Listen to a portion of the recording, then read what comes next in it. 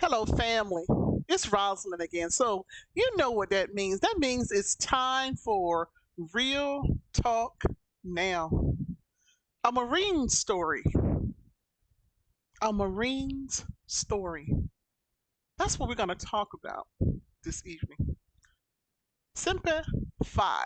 Now, whether I said this very familiar word correctly or not, a true Marine knows all too well the meaning, which is always faithful. A Marine's decorum is taught from the first day of service. Maintain decorum is what many Marines must tell themselves in order to always be faithful and always be true. Prayer, we know that prayer is a powerful weapon, a powerful tool used by many to help them keep the course, including our dedicated Marines. They're taught to keep their eyes ahead, be cautious, but continue moving along. They strut a cadence to a familiar drill, a familiar sergeant's drill song. The result is to tap into the vigorous training that awaits them. Having been trained, having been trained well, if they remain rigid and continue to book on their assigned journey, they are deemed worthy of Semper Fi. Now, Stephanie, my friend, what I want you to do is introduce yourself to the family as we discuss your survival kit, your survival kit for the next person and the next generation. I love it. Oh, well, hey everybody. Wow, you gave like such a phenomenal introduction of Semper Fi, Semper Fidelis, always faithful. We appreciate that as Marines. So thank you for that grand introduction. So as for me, I'm just little Stephanie Burgess Levine from a little small town. I'm just a little country girl. It's not much to me. I think the Marine Corps has, since you introduced me as the Marine, has kind of made me who I am, or helped to make me who I am. I had some really, really great parents. I got some great friends. My family is awesome. I love them. And so I'm just this little country girl living in this big old world, striving just like everybody else, and loving God and trying to make, each day as it goes. I'm trying to fall in where I need to fall in at. So here I am falling in with you and doing this show with you. So thank you so much for allowing me to be a part of your show. Awesome. Awesome. Thank you for being here with us. Now, let's start where it all began. Now, you said you were, or you are, a little country girl. Okay. Yes. Tell us a little bit more about your upbringing and how that dictated your early years, small town Okay. girl. Well, so yeah, I'm from this little small town. It's actually about 20 miles from Vicksburg, Mississippi. It's in Louisiana. And it's not pronounced as what is it, from India? It's New Delhi, but it's spelled the exact same way, Delhi, but we say Delhi. So maybe that's just a little countryness in us. But anyway, so yeah, that's where I'm from. I love it. I had a really awesome upbringing. It was a tough upbringing, but it was an awesome upbringing when I sit back and able to reflect upon my life, because it could have been a lot more difficult. Didn't grow up with a lot of anything. The social economic status for me was probably at the bottom of the bucket. My parents did the best that they could with what they had, and they made it work. And to be very honest with you, I'm grateful for not having a lot, because nowadays, you're grateful for what you have, and then I'm really appreciative of that. So yeah. Again, it's not a whole lot to me. But that's where my humble beginnings started from, just in that little small town, in that little small shack with some great parents and great friends. Well, one great friend. Mm-hmm. Yeah, I still, she and I, in fact, have been friends since kindergarten. And she and I have been tight since then. So yeah, that's me. That's all you get from those humble beginnings. Okay. So being from this small town, and you are kind of later in the family, right? I am. I'm the last of the Mohicans. Okay. Now being the Hopefully last that's of, professional. say it again. Last of all the kids. I'm sorry. Go ahead. No, I hear you. I hear you. I didn't even take it like that, but I hear what you're saying. Yeah. So being the last one, because I was ready to repeat the same thing you just said. Okay. Being the last one in the family, the baby I'm the of the baby. family. Yes. How was that? Because sometimes with the baby, they sometimes like, she the baby. How Yeah. did that go with that? So it was good and it was bad. So Mm-hmm. my parents worked a lot, so I was there with my older siblings. In fact, my sister Sally, is the one that actually raised me. Like, my parents were there, they were a part of my life, but she is actually to be credited for how I really turned out, because I actually lived with her, and she's been like my second mom. So she was kind of tough on me, and I didn't realize, like, initially I was like, she's just a terrible big sister. But when I think about it, she had already been through trials and tribulations in her life, and she was trying to prohibit me from experiencing those same things that she had experienced. But I didn't know that until I grew up and was able to understand what this big thing of life and being an adulting means. Now that, I know, I'm really appreciative to her. So again, it was kind of good. It was kind of bad, but more so good. Mm-hmm.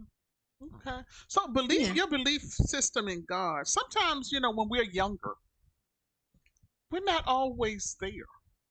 No. Tell me about how your relationship and was when you were a child, when it came to your spirituality, when it came to Christ.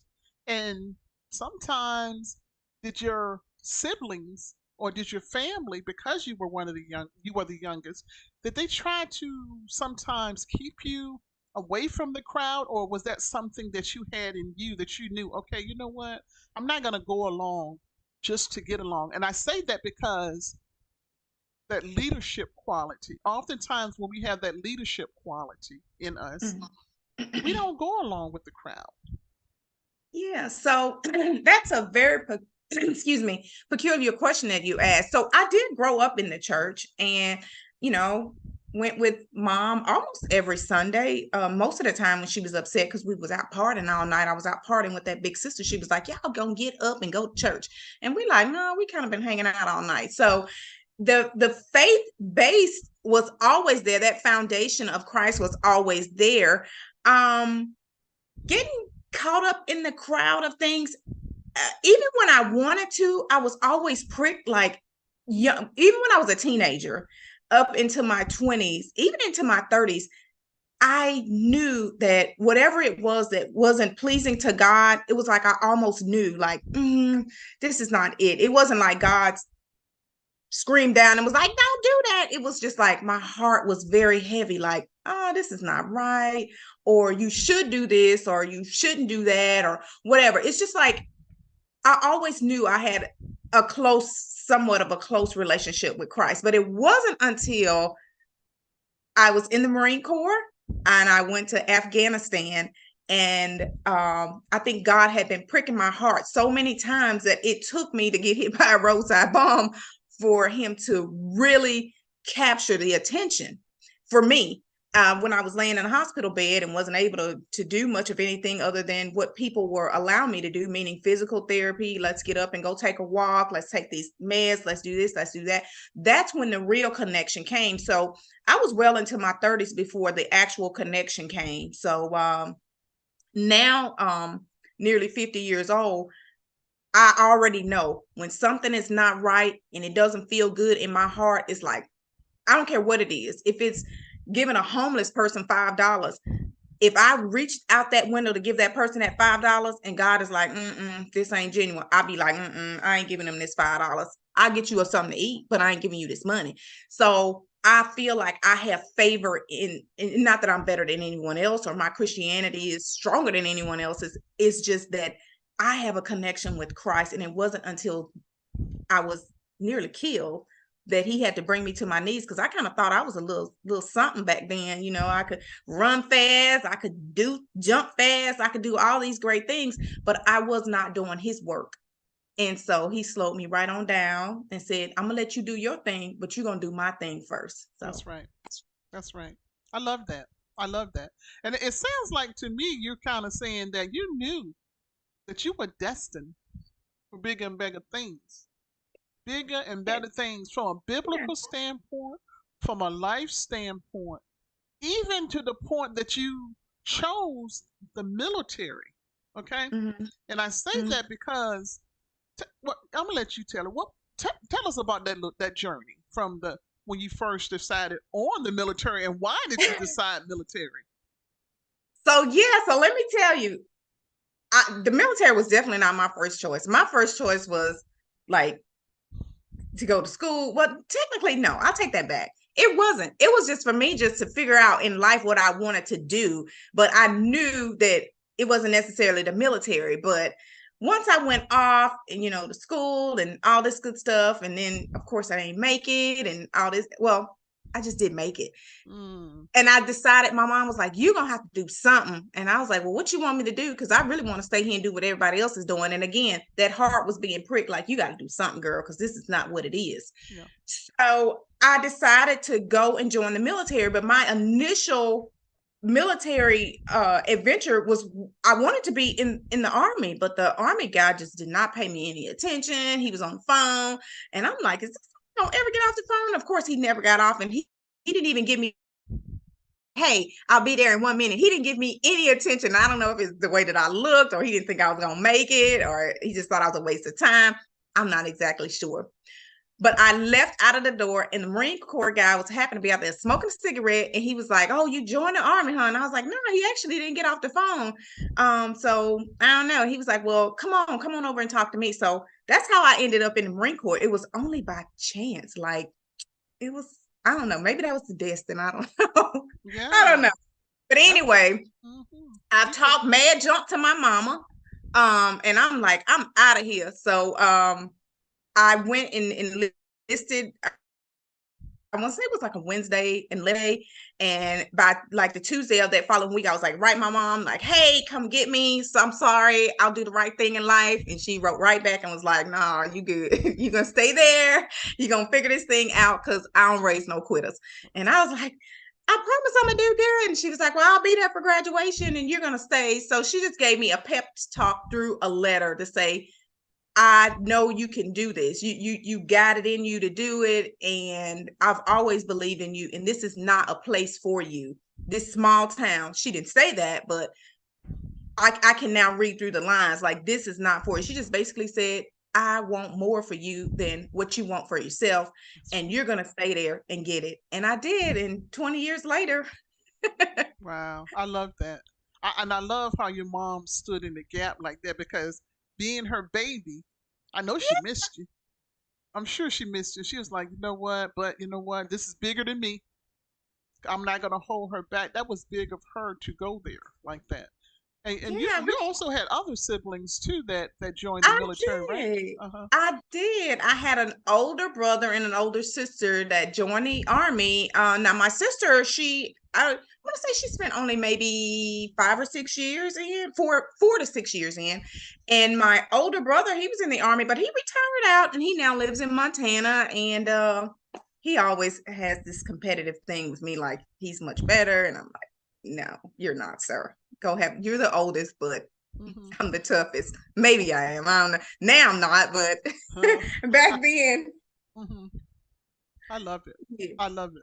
So all yes. you and I love how. Oh, let me ask you this: were they any of them, even though you made the decision yes to go in the military, but Hmm. did any of them kind of motivate you? Looking at them, did that motivate you to say, you know what? think I want to try this myself. No, they didn't motivate me. I don't even think that they knew I was leaving. It happened within a week. And so they were much older. Now my sister, Sally, she knew, but then I almost feel like she never said it, but I kind of almost feel like she was like, you ain't gonna make it because you the spoiled one, you the baby. No, I don't know if you're gonna make it in the Marine Corps. But I did. And so yeah, Hmm. I didn't get any much motivation from them though. Okay. And maybe they didn't want me to go. I'm not sure. I need to ask them that. I'm glad you brought that to my attention. I'm like, is that what are you doing? And Yes. you have the other siblings too. They may not have gone in the military. Maybe they didn't branch out from, the surroundings. But everybody, hats off to parents because everyone made their own way though.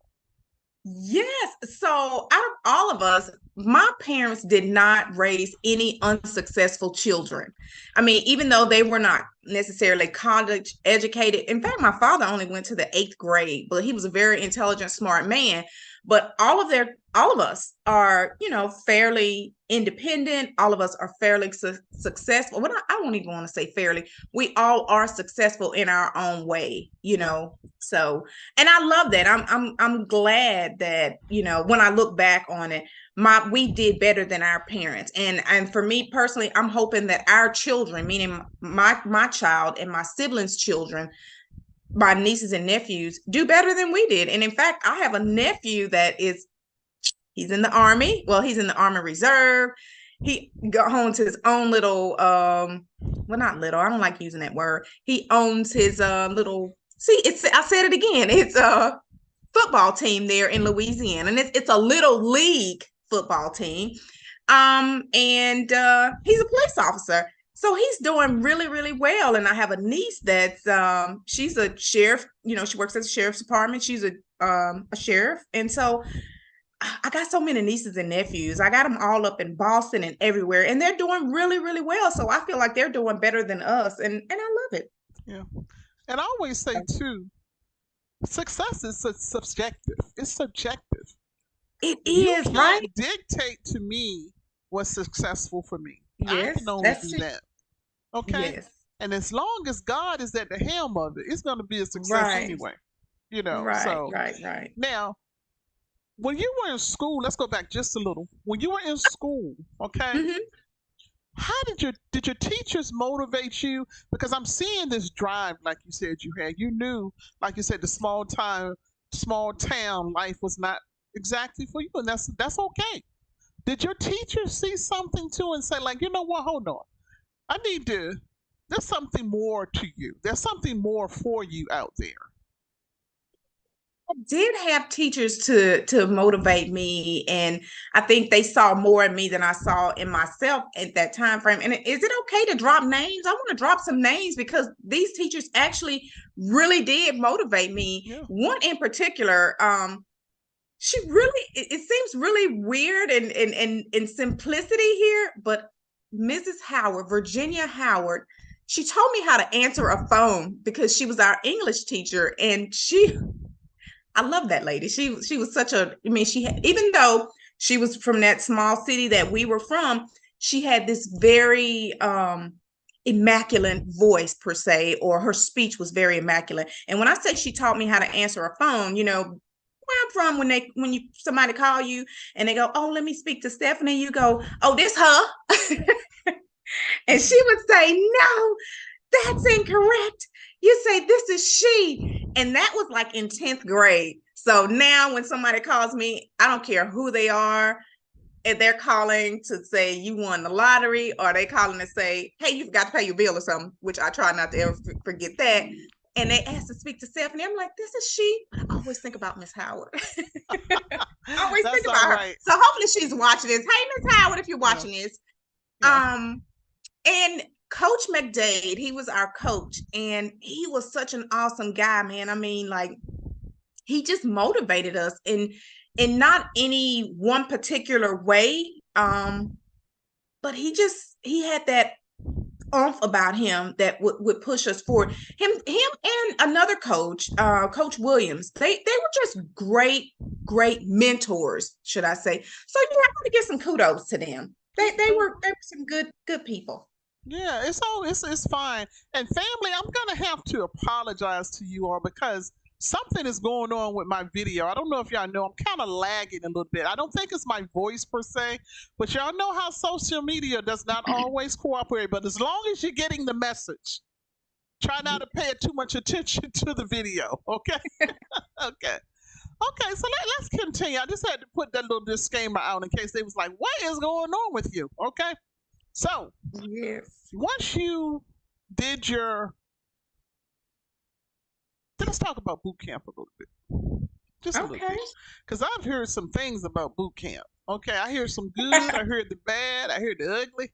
How was your experience? And tell me, once you completed that sense of accomplishment that you had, or did you have a sense of accomplishment?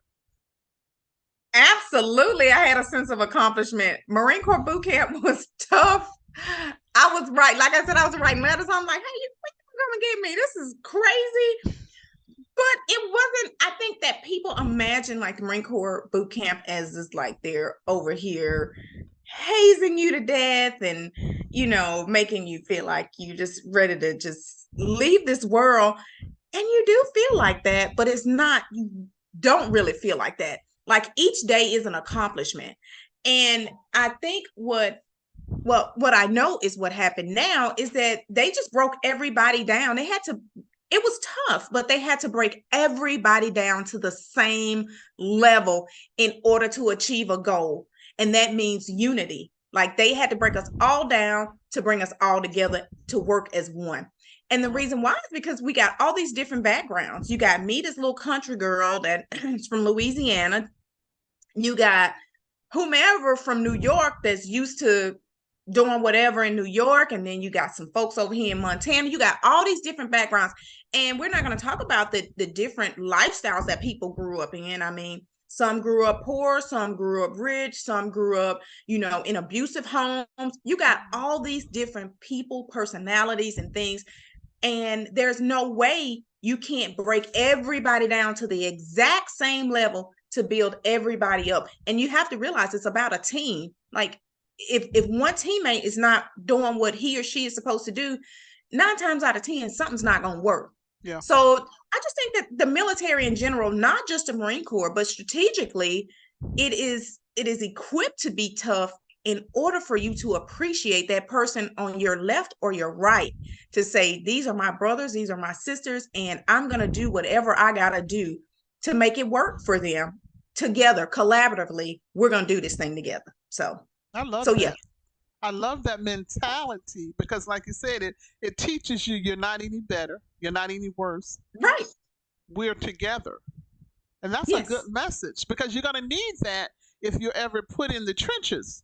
You need to Yes. know that you all are together like that. Yes. And I hear you say that you had a sense of accomplishments. What about mom? Because she pushed you. She pushed you to say, no, Ah, you ain't coming here. How did she yes. handle that? So I never really saw my mom cry a lot, Mhm. ever. I mean, like maybe somebody passed away, which is natural for somebody to cry, but of happiness. Like she was so happy that she was like bawling, boohooing, crying. Like, look at and my cousin came too. She was boohooing and crying, came to my boot camp graduation. I'm like, all these people are crying. Like, what is really going on? Because I had never seen that. So because we some hard people too. Like even though we loving and all that, we still kind of got this little hard shell about us. So to see them cry, it was like, oh my goodness, now here I am crying. So yeah, I know for sure that my mom was happy about not coming to pick me up. Not that she could have, but she couldn't Wow. have broke down the gates and came in here and got me. But yeah, I'm glad she didn't come. I'm glad she didn't even make a fuss about it. I'm glad she saw in me what I didn't see in me, and that was the sense of accomplishment, to feel some pride about myself, because that was literally graduating from boot camp was the very first time that I ever felt like, it was an aha moment. Like I did something. I That's did something. something that somebody else didn't do, I mean, at least for my small town. Yeah. So I'm sure it was there's a good. sense of accomplishment, like I said, because Well, the stories I've heard, the Marines are the tough ones. Okay. Now, We're pretty tough. I pretty think tough. There you go. I think Okay, we're pretty tough. now your first years in the Hmm. military, because some think that boot camp.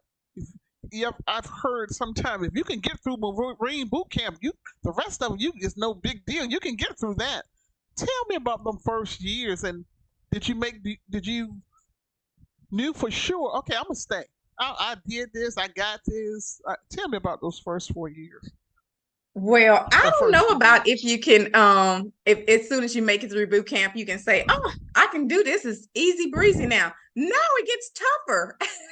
For me, it did anyway. It gets tougher because when you were in boot camp, you got people, holding your hand and telling you what to do. But once you are out of boot camp and you're like at your first duty station or whatever, I mean, you got leaders and you got great leaders, but you out here on your own, and once you make, rank, you're responsible for other people. So the more rank you get, or the longer you stay in, or the further you go, I would say in any branch, it's not just the Marine Corps, your life gets tougher because now you're responsible for little people that are not yours. They are not your biological children, but you got to make sure you're responsible if they go out and get a DUI. You're responsible if they pop positive on a urinalysis. You're Wow. responsible if they don't show up for work. Calling them, they're calling you saying, "Hey, Gunny, where's so and so?" And I'm like, I don't know where they are, Captain, but I'm gonna see. And then for things that you don't know that they've done, and say higher ups get it before you get it, now you gotta go stand before the man and figure out a master plan to get this thing back together, so you don't look like the unaccomplished, don't know what's happening staff NCO. So yeah, I think it gets harder after boot camp. I would rather go back to boot camp. And I would have rather just been at boot camp. Because Wow. I man, That's something I didn't know that about the. Okay, me and military don't go together. I know absolutely nothing about the military. I did not know that think you're so. That's my experience. I mean, yeah. you may talk to another Marine and they may be like, "Oh, I loved it. It was great." And boot Hmm. camp was the hardest thing. And the farther I went in rank, the easier it got. Yeah, yeah, It's just me saying that. So right. I understand. Tell me what you think of when you hear one tool, and I say that because tools sometimes break, and yeah. sometimes we need to be broken. Tell me about that. So yeah, I guess when I hear tool, think of I think of Christ. And I think of God. I think that we're tools. And sometimes he kind of got to break us and sharpen us up to make us better. And he uses us. We are just like these screwdrivers, we're these Phillip head, we're wire pliers, we're whatever God needs us to be. And sometimes we are trying to use ourselves in situations that just don't fit. And so he kind of got to draw us back and be like, this is not what I need you to do. I need you to stay out of my business. And you're not the tool that I'm trying to use right now. You're a Phillip head screwdriver and I need a flathead. So unless you're trying to change up some stuff, I got this over here. So when I think of tools, I think of being used. I think of being sharpened. I think of being broken, and I think of being replaced. But we are tools, and I think we're tools to God, and He is just that mechanism. He's ultimately this big machine that's using us. Wow. And so Yeah, I I don't know. love that. I hear you saying that he's the mechanical processor He is. of He this is thing called life. indeed. That's powerful. Yes, That's a powerful statement. he is. How do you personalize that to you? How was he your mechanical processor? And I say because you mentioned before that you had a incident that happened while you were in the military, so you had to depend Yes. on him even more during that time. I did. So Hmm. I just think that God had been trying to use me from the very beginning, but I was too shallow or too something that I just wasn't connecting with him. Or it wasn't that I wasn't connecting with him. I just chose not to. It was like, I don't want to do that. And so I just think that he kept, as I stated earlier, he kept pricking my heart, but I kept ignoring it. So I just think that he had to really bring me all the way down to bear nothing, almost like boot camp. He had to strip me all the way back down to build me back up. Wow. And so yeah, I got into an explosion in Afghanistan. I sustained a traumatic brain injury, but that thing helped me so much. I know people look and go when I say like it was the best thing that could have ever happened to me. Had that not happened to me, I'd have still been running around here doing all the wrong stuff. And I don't mean like wrong stuff like harming people, but I was doing the wrong thing because I wasn't following in his way. I wasn't really going to church. I really wasn't, I was just doing my own thing. And I wasn't, I believe in Christ, of course, but I was not doing what I needed to do, like building people up. Like I wasn't doing it. Like he would prick my heart, like on a simple run in the Marine Corps, where there are other females that are behind, and because I'm a better runner than they are, I'm like, you can't do better. It's like I'm tearing them down. And instead of me finishing my race and going back to get them, I didn't do it. I'm like waiting at the finish line with other people that are riding them and Right. not necessarily mean, but not being nice.